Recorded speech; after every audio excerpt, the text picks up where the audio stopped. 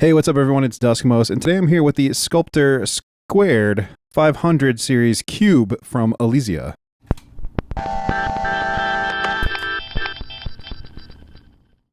So the Sculptor² Qube is a pair of Sculptor 500 series modules mounted in Elysia's custom cube format, desktop-friendly lunchbox, as they're called, which basically means they are two individual modules you could break out and put into a larger case if you had one, but if not, you can use this as a standalone, and it's got ports on the back and all the controls on the front, so you can just use this as a standalone box, which is a really cool format, taking what used to be formerly, rack only or API lunchbox modules and putting them in a little bit more of a desktop-friendly, producer-friendly package. And it's a super cool format, and I think it opens the door for a lot more people to get into the sort of more pro-grade studio-type gear without having to invest in, bigger sort of like other components and stuff. So what is the Sculptor? Well, it's essentially a microphone preamp that has some extra sound sculpting capabilities built in. So you've got controls for gain, a sound shaping capability with two different modes, a low cut for filtering out some of the lower bass frequencies, and a one knob compressor.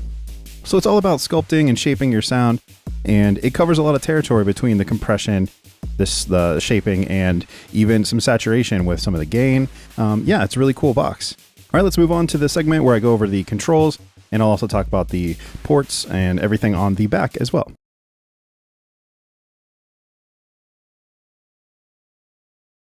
So for front panel controls, we've got an array. Basically, each of these sides operate independently, and you can use them as two individual, mono channels, or you can use them as a stereo pair. You just have to match the controls yourself, because these are basically two modules housed in one little outboard box. Gain, of course, controls the gain of your incoming signal. Of course, turn it up to turn up the input, turn it down to reduce the gain, but you also can click it, as you can see here, and that shows you your current gain setting. So you can, turn it up. Each of these LEDs is staged, so you have multi levels here that are represented by just this VU meter, but then click it again and you return back to that main display. As you can see, this one is obviously higher than that one. It's because I only adjusted the gain on this channel, not that channel, so it's visually easy to tell what's going on. And speaking of gain, it's really cool when you actually turn these, they actually will click actual resistors inside the box that will you'll hear audibly, which is pretty wild. It's cool. It's more of like an audiophile grade gain staging, and it's definitely another premium touch from Elysia.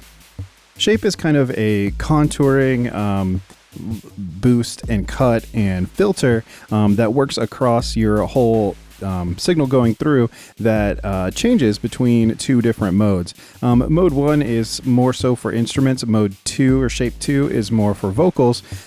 So saith the manual. But when you're working with, line level instruments or whatever going through, it's really just two different flavors of kind of like an EQ, more or less, EQ filtering. Low cut does what it says on the tin. It basically just trims off your bass frequencies. If you get a little, crazy with the sculpting and compression, it might get a little bass heavy, so you can easily turn that down, and yeah, you're good to go.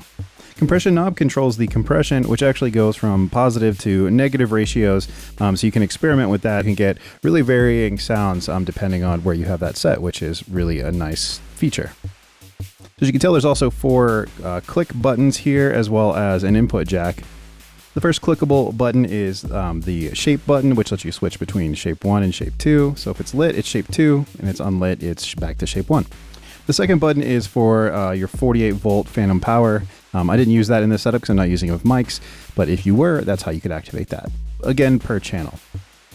Next, you've got a phase reverse button, which lets you invert the phase on whatever channel, both, however you need to do it. So you can invert the phase if you need to on just one channel or both, or whatever you're doing for whatever your setup is, you've got that option. And lastly is a channel mute, which you can press in and mute or unmute your channels. And obviously it's not a bypass, it's a mute. So that's handy though, if you just need to get a quick mute going. And up front, you've got these high impedance inputs, as mentioned, that you can jack into. They've got really high headroom, and yeah, you can really just have that front panel access, which is really nice. Okay, now I'm going to turn it around and we're going to take a look at the inputs and outputs on the rear. Okay, so on the back, you can see you've got two sets of jacks, one representing each of the channel strips. So these are mirrored, but of course you've got your input on balanced XLR, input on balanced TRS, output on balanced TRS, and output on balanced XLR, as well as your power input. Really simple and clean, just two sets of ins and outs. Same attention to detail is paid to the back as is to the front or any other piece of the box. Super high quality, thick metal plate on the back. The jacks all feel very solid and robust, and don't picture them failing at any point in time, so that's always really reassuring. All right, let's hook it up and hear how it sounds.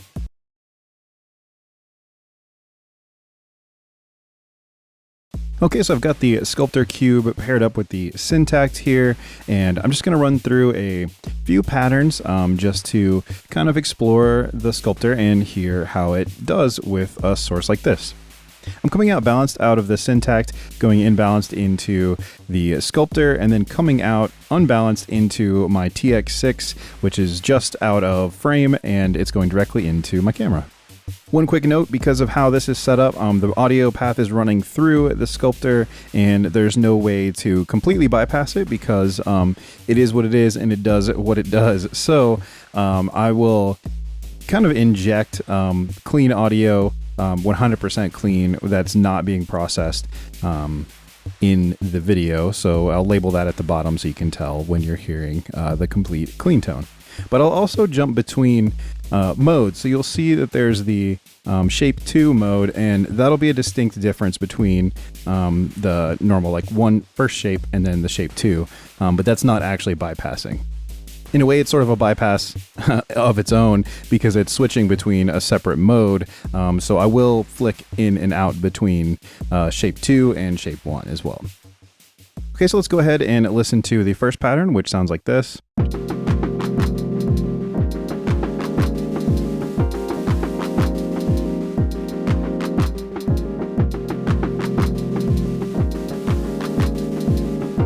So that's what it sounds like clean. And now I'm going to switch to the audio for the Sculptor. And as I mentioned, I'll just kind of put that information on the screen somewhere.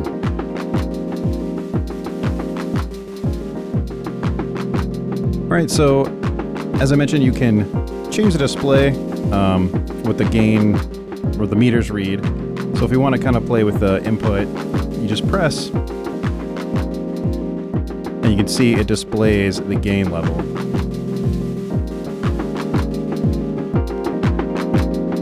You see each LED is half-stepped in brightness. I don't know if that reads on camera, but yeah, here's a little bit of boost of gain there.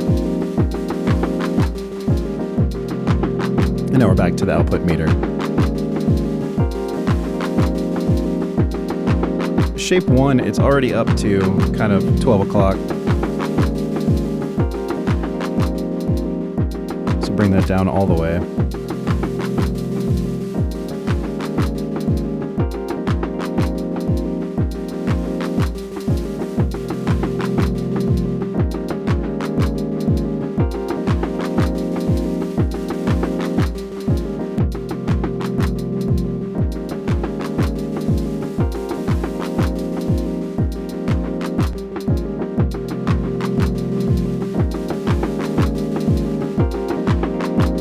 Shape to 12 o'clock.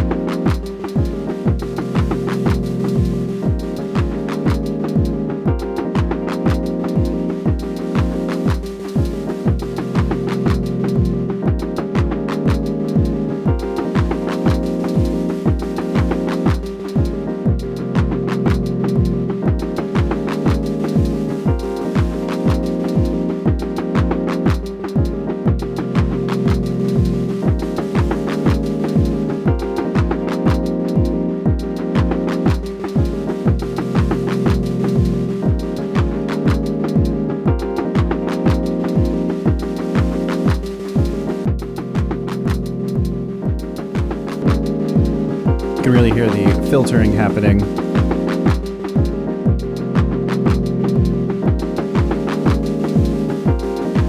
reset this all the way back down.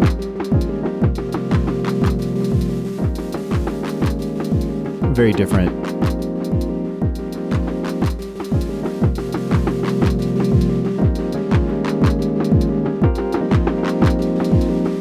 Definitely cuts a bit of the high end. Feels like it's a little warmer. They boost the mids a bit.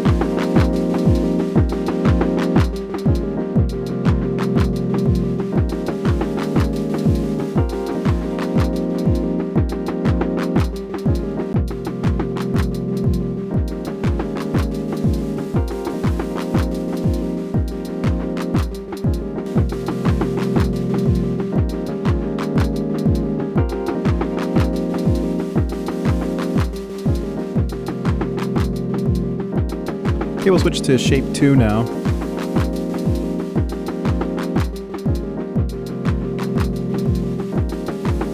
A little bit of a change there at the base settings. We're going to run through the shape knob positions again.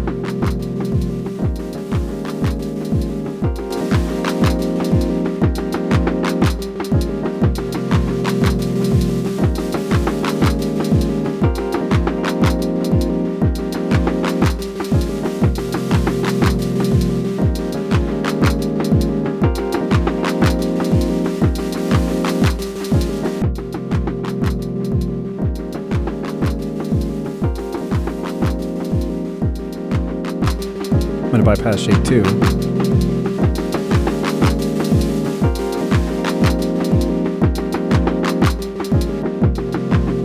So now we're to shape 1 with the same knob settings. I'm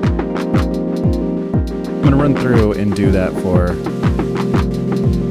these various knob positions. Let's check it out.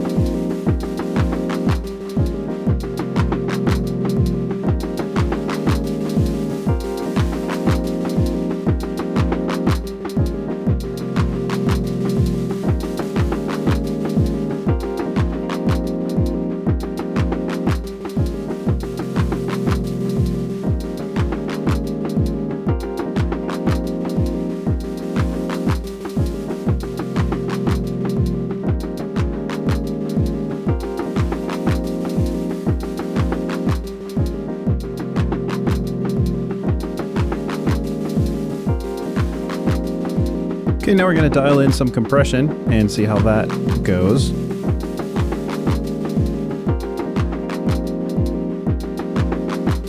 Also go between shape 1 and shape 2 as well while it's compressed.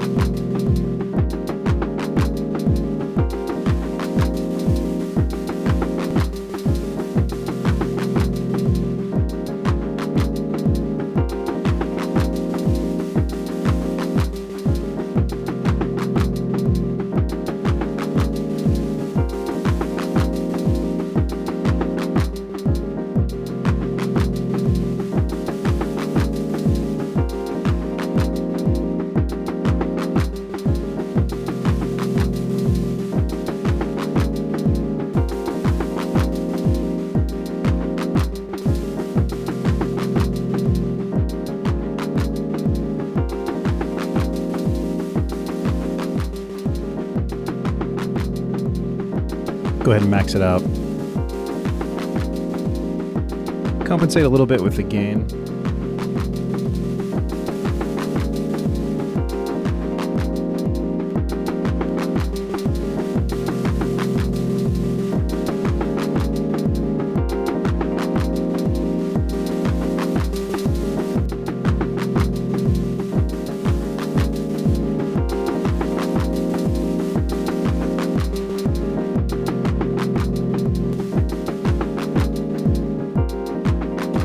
Compression light illustrates how much it's being compressed. It's the intensity. It's the kind of sort of sub display there.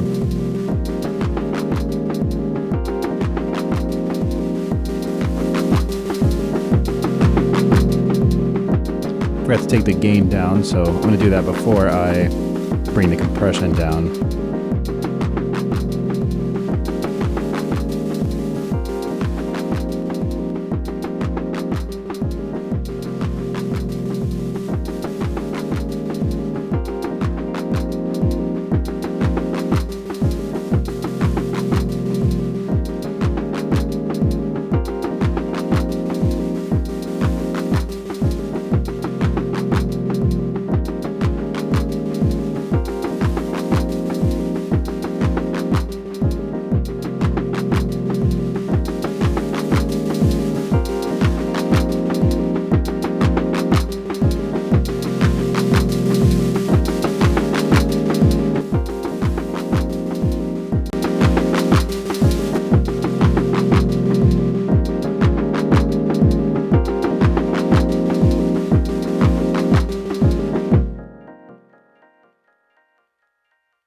Okay, that's it for that pattern. I'm going to try a different one now from the Syntakt. A little bit crazier. There's quite a bit of dynamic range going on here. So I thought it might be a good one to try to compress and see kind of what we do. So I'll just freestyle the controls a bit here and see what happens.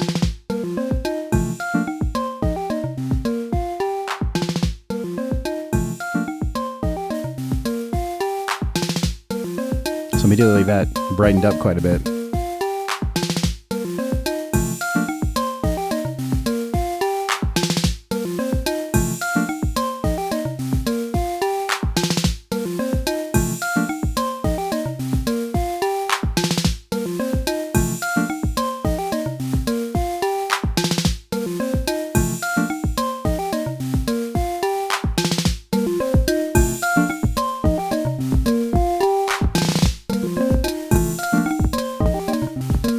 to up the gain.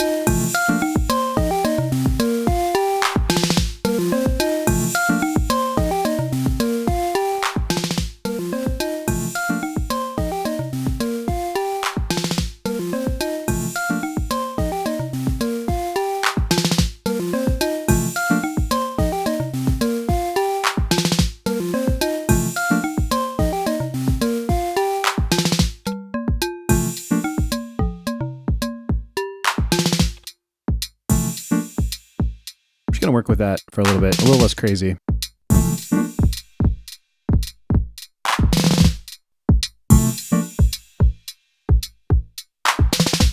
A little bit of low cut there. So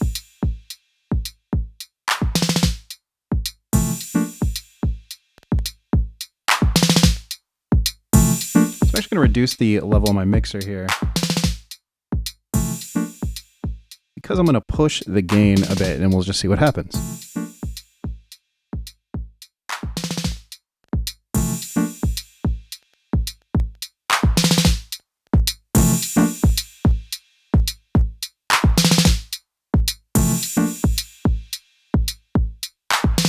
Definitely a bit overdriven.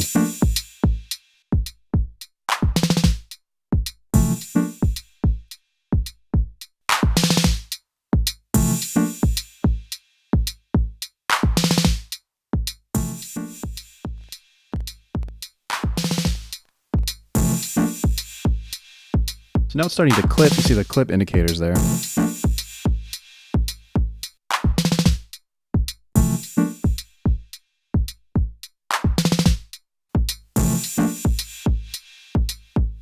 Backing off the low cut.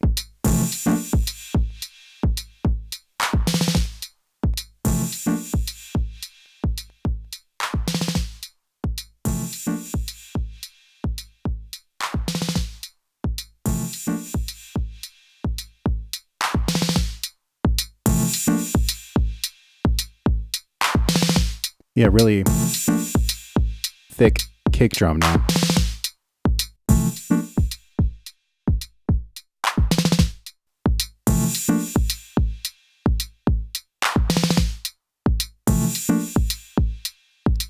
Try and shape one.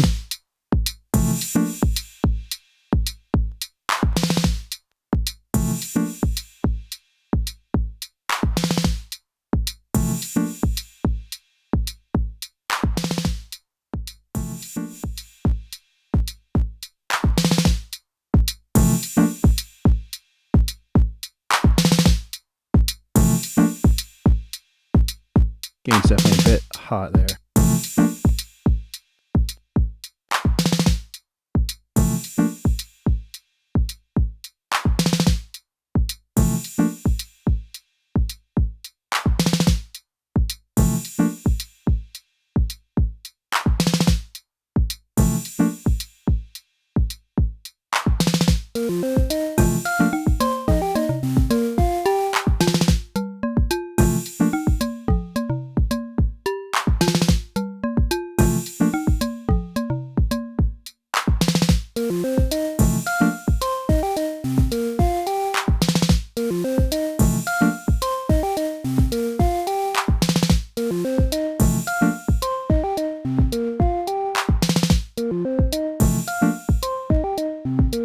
Kind of filtered that sound down a bit.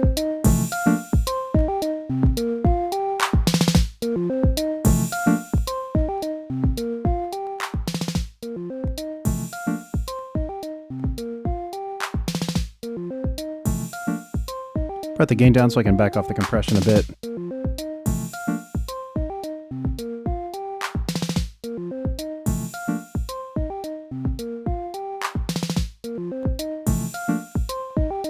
Okay, bring it up a little bit more. Oh, I forgot I had my mixer down, that's why.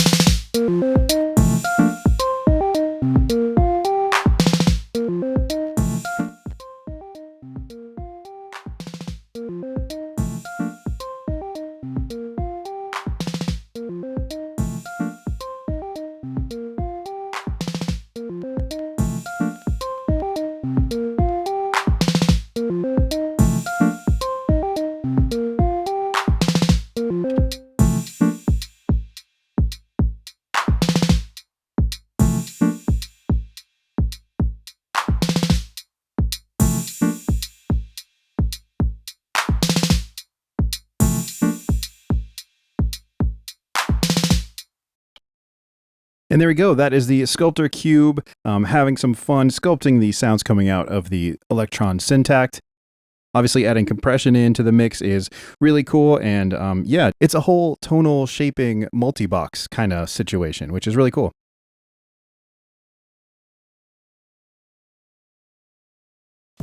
Okay, so what do I think about the Sculptor Qube? Well, I think it's a really capable box that puts a lot of functionality in one pretty small unit, which is really nice when you have a smaller studio setup, but you want some really high quality audio processing that is definitely studio grade, top-notch gear.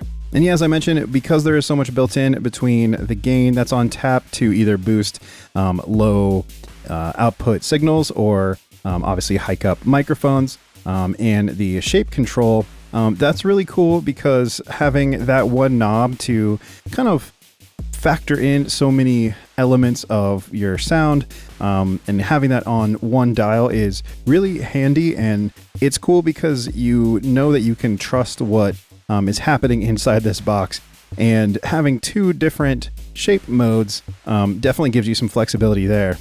So it takes a little bit of the guesswork out of, mixing and EQing and working with filters and all of that good stuff. Same thing applies to the compressor. Being a one knob compressor, again, makes it really easy to just listen and dial it in and not overcomplicate things and not think too much about every single little detail. You just kind of have a few knobs to turn and just close your eyes and zone out and listen and see what you prefer. And I think there's enough simplicity here without being limiting and still lots of range. So that's just a really kind of sweet spot if you ask me for a piece of gear. Of course, build quality is top notch. It's just insane. If you saw my review of the Character Qube, which I absolutely adored, these knobs are just next level. And the gain control is super cool because it actually, as I mentioned in the controls section, it actually switches these, it like physically switches inside the box. So it's not just like a normal like digital controlled volume or gain level. It's like there's physical changes that happen. And I don't know, that's just a really cool attention to detail. And as they mentioned in some of their copy on the website, that it's really kind of like an audiophile grade gain control. And that's just great.